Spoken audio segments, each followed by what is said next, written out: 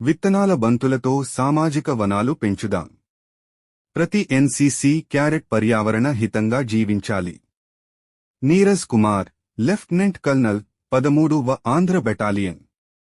విత్తనాల బంతులతో సామాజిక వనాలు పెంచుదాం అని 13వ Andhra battalion lieutenant colonel Neeraj Kumar పిలుపునిచ్చారు. ఆదివారం విశాఖ జిల్లా సబ్బవరంలో ఉన్న దామోదరం సంజీవయ్య న్యాయ విశ్వవిద్యాలయంలో 600 మంది ఎన్సీసీ క్యాడెట్లతో నిర్వహిస్తున్న ప్రత్యేక శిక్షణా శిబిరంలో గ్రీన్ క్లైమేట్ టీం ఆధ్వర్యంలో విత్తనాల బంతులు తయారు చేసిన అనంతరం ఆయన మాట్లాడారు. మన దేశీయ విత్తనాలు వృధా కాకుండా వాటిని సేకరించి విత్తనాల బంతులు తయారు చేయడం మన బాధ్యత అని పేర్కొన్నారు. ప్రతి ఎన్సీసీ క్యాడెట్ పర్యావరణ హితంగా జీవించాలని కోరారు. సమాజ సేవ, పర్యావరణ పరిరక్షణ కోసం కృషి చేయడం కూడా మన బాధ్యత అని పేర్కొన్నారు.